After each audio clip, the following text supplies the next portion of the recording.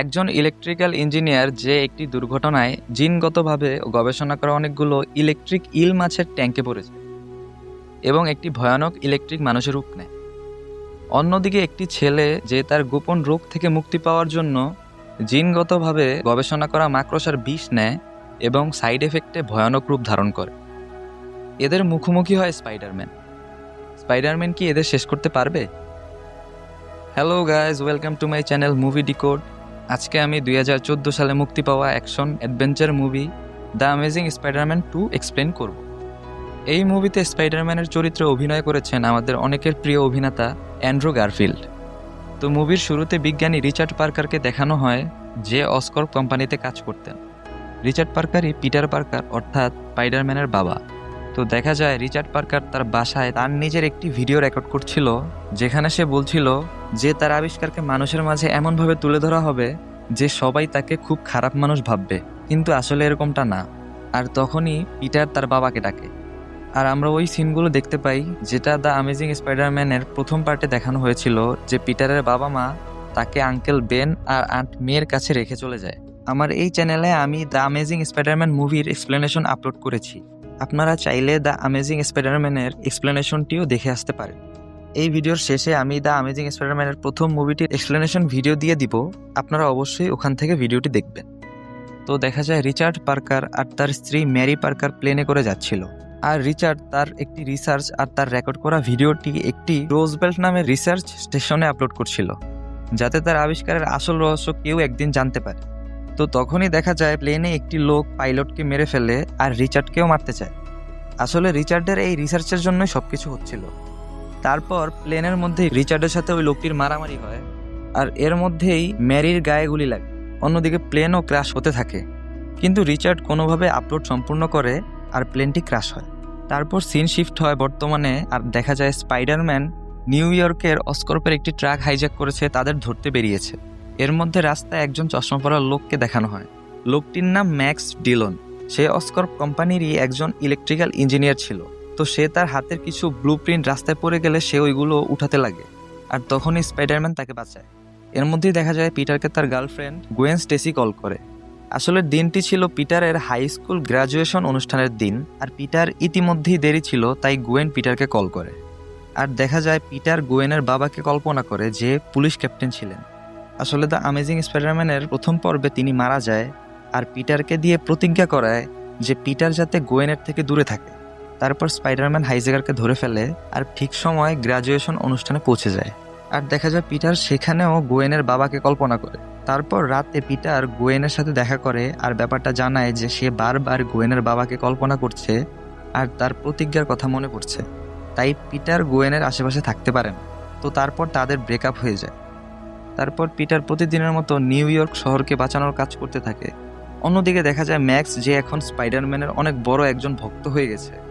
ম্যাক্সের ধারণা শহরের এত মানুষ থাকতে স্পাইডারম্যান যেহেতু তাকেই বাঁচিয়েছে, তার মানে তার সাথে স্পাইডারম্যানের একটি বন্ধুত্ব রয়েছে।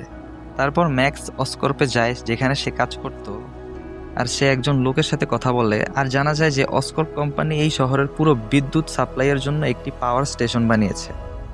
আর আসলে ম্যাক্সই ওই পাওয়ার স্টেশনের ডিজাইনটি করেছিল, কিন্তু তার এই ডিজাইনের জন্য তাকে কোনো ক্রেডিট দেওয়া হয়নি, কারণ সে একটু বোকাশোকা আর সামান্য একজন কর্মচারী ছিল।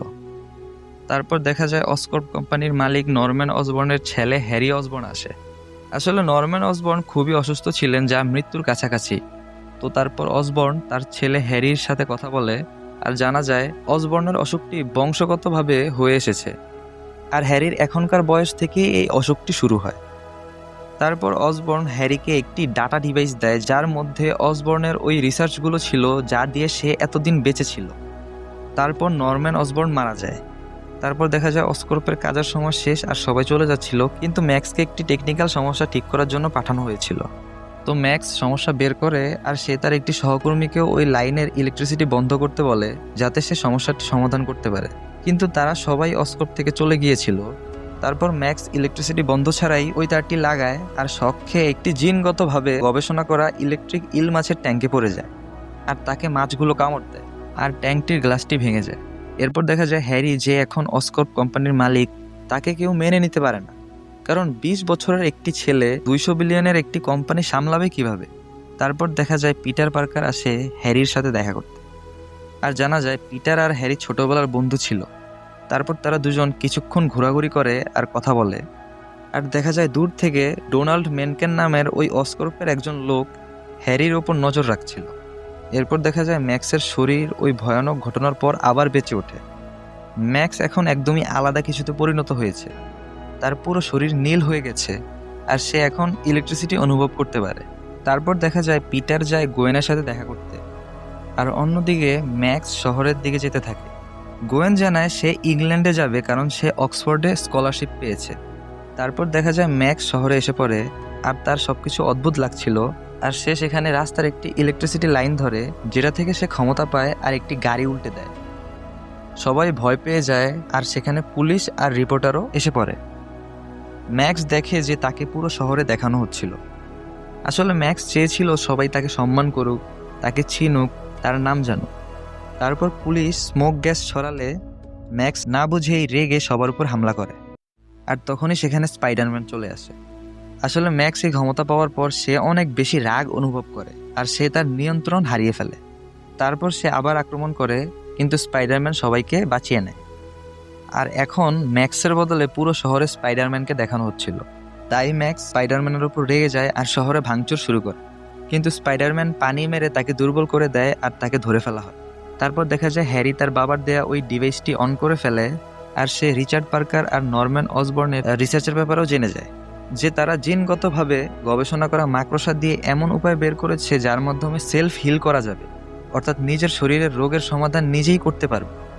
তারপর দেখা যায় পিটার তার ওয়েব শুটারের জালকে ইলেকট্রিসিটি থেকে বাঁচানোর উপায় বের করতে ব্যাটারি দিয়ে পরীক্ষা করে, কিন্তু কোনো কিছুতেই কাজ হয় না। তারপর হ্যারি পিটারকে ডাকে আর হ্যারি জানায় যে তার যে রোগ হয়েছে এর সমাধান শুধু স্পাইডারম্যানের রক্তের মাধ্যমেই হবে, কারণ জিনগতভাবে গবেষণা করা মাকড়সাগুলো সব নষ্ট করে দেওয়া হয়েছিল ডক্টর কনর্সের টিকটিকি হওয়ার কাহিনীর পর, যা আমরা দ্য অ্যামেজিং স্পাইডারম্যানের প্রথম পর্বে দেখেছি।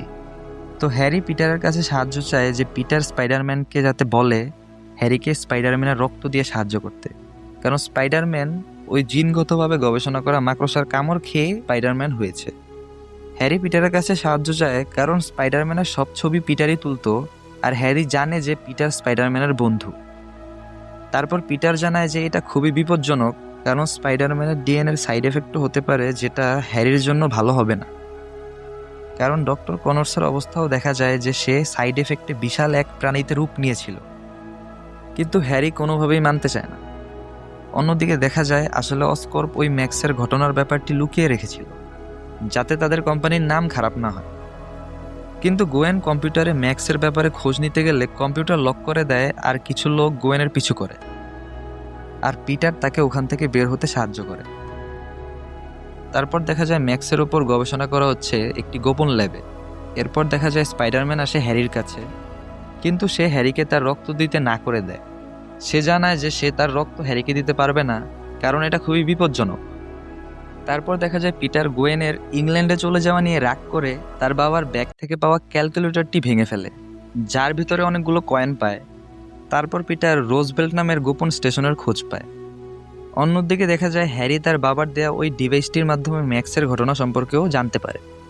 কিন্তু তখনই দেখা যায় ডোনাল্ড মেনকেন নামের ওই লোকটি হ্যারির সাথে প্রতারণা করে আর তাকে অসকর্প থেকে বের করে দেয়। আর অন্যদিকে পিটার ওই গোপন স্টেশন খুঁজতে আসে, আর সে তার বাবার ক্যালকুলেটর থেকে পাওয়া কয়েনের মাধ্যমে ওই গোপন স্টেশনের খোঁজ পেয়ে যায়, যেটা আসলে তার বাবার গোপন গবেষণার জায়গা ছিল। তারপর পিটার তার বাবার ওই ভিডিওটি দেখে যা মুভির শুরুতে রিচার্ড প্লেন থেকে আপলোড করেছিল। আর পিটার জানতে পারে যে নরম্যান অসবর্ন ওই গবেষণা দিয়ে খারাপ কাজ করতে চেয়েছিল, সে গবেষণা দিয়ে অস্ত্র বানিয়ে দেশের বাইরে বিক্রি করতে চেয়েছিল। আর পিটার আরও জানতে পারে যে রিচার্ড পার্কার তার নিজের ডিএনএ দিয়ে মাকড়সার গবেষণাটি করেছিল। এর মানে এটাই যে এই গবেষণা শুধু রিচার্ড পার্কার আর তার ছেলে পিটারের ডিএনএর সাথেই ম্যাচ করবে। অন্যদিকে হ্যারি ওই গোপন ল্যাবে ঢুকে পড়ে যেখানে ম্যাক্সের গবেষণা করা হচ্ছিল। হ্যারি ম্যাক্সের সাথে চুক্তি করে যে সে তাকে এখান থেকে বের করবে এর বিনিময়ে যাতে অসকর্পে ঢুকতে সাহায্য করে। তারপর হ্যারি ম্যাক্সকে মুক্ত করে। অন্যদিকে পিটার জানতে পারে গোয়েন তার ফ্লাইটের জন্য রওনা হয়েছে, সে চলে যাচ্ছে। তারপর দেখা যায় ম্যাক্সের সাহায্যে হ্যারি অসকর্পে আসে।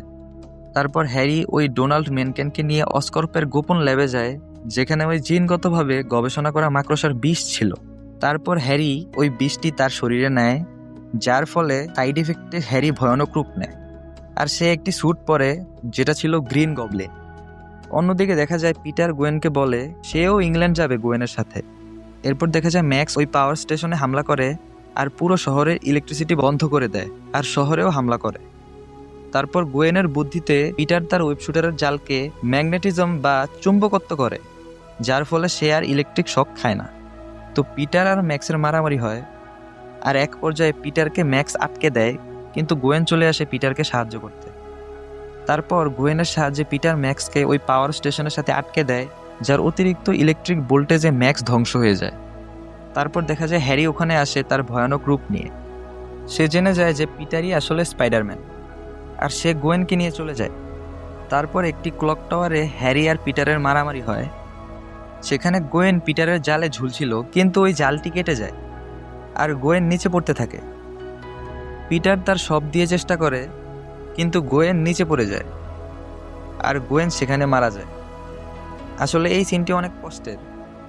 পিটার গোয়েনের মৃত্যু মেনে নিতে পারে না।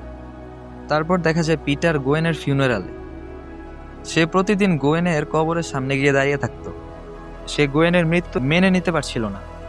অন্যদিকে দেখা যায় হ্যারির সাথে জেলে একজন লোক দেখা করতে আসে, আর হ্যারি তাকে বলে অস্কর্পের ওই গোপন ল্যাবের মাধ্যমে শহরে ধ্বংস ছড়াতে।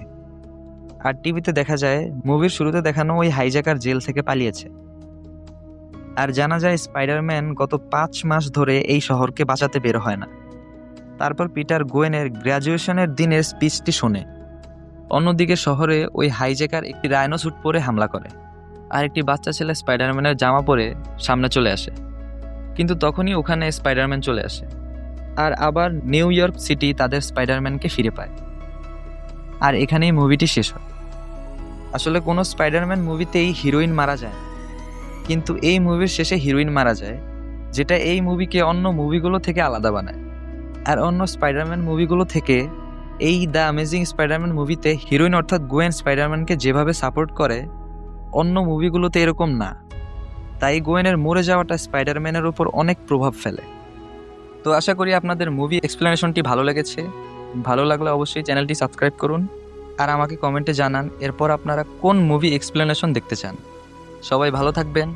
আবার দেখা হবে নতুন একটি মুভি এক্সপ্লেনেশন নিয়ে।